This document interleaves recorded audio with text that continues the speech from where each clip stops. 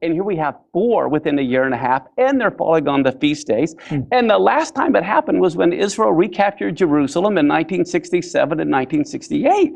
And when I saw that, it was like, oh, good grief, this is supernatural. I always thought God created the sun and the moon for light or heat.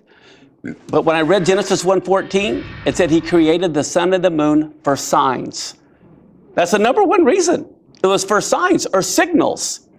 And then the very next word is mistranslated in English.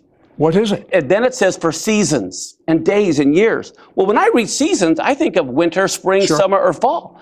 But did you know that same Hebrew word they translated as seasons in Genesis and Leviticus, they translate that same word as feasts?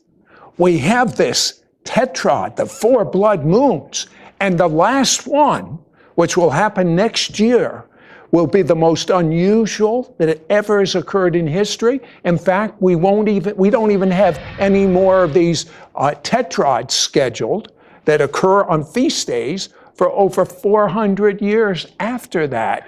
Why is it so unusual, Mark? Well, have you ever heard of a super moon? I actually heard of it because I interviewed you on radio. Before that, I didn't know diddly. Well, here's what a super moon is. Here's the Earth, and here's the moon. And the moon's orbit around the Earth is elliptical. It's far away, and it gets close, and it's far away. Every month, it does a complete orbit. When the moon is at its closest point to Earth, it's called its perigee. All right? Well, if the moon is a new moon at perigee, at its closest point, you don't even see it. But if the moon is a full moon at its closest point to Earth, according to NASA, it looks 14% larger. It's this big supermoon because it's so close. Well, guess what? Next year, on September 28th, we not only have a full moon, we have a supermoon that is at its closest point to Earth, not just for the month, but for the entire year. And it's a super blood moon that is going to be seen in Jerusalem on the Feast of Tabernacles, and in a Shemitah year. No, what's a Shemitah year? Now, the Shemitah year is every 7th year. Jubilee. Every 7th year, the land had to rest, and it couldn't be tilled. Well, here's one thing that I think.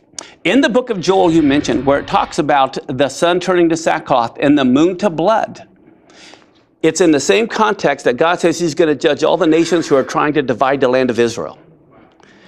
And that's what's going on right now. And America is leading the push to divide the land of Israel. And I think these are the heavenly billboard warning signs by God to Israel not to divide their land. It's also that America should not partake.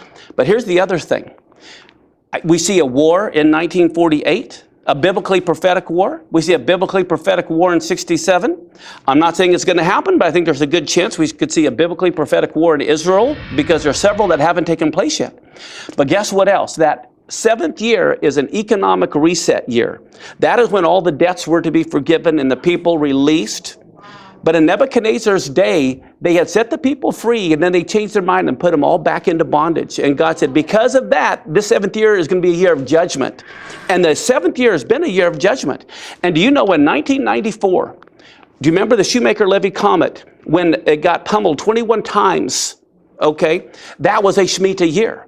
And guess what weekend it happened on? The 9th of Av, which is the time when the temple was destroyed twice.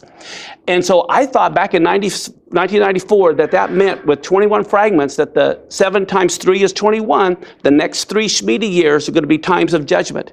And 2001 was a Shemitah year, or the 7th year. And that's when the Dow fell its biggest drop ever to that time. And it fell on Rosh Hashanah, the first day of the 7th month. It fell 7%. Tell me the next drop. The next one is 2008 when the big stock market crash happened. Guess what? That was the Shemitah year. It happened on the first day of the 7th month. The Dow fell 777 points. It was No, you're making that. No.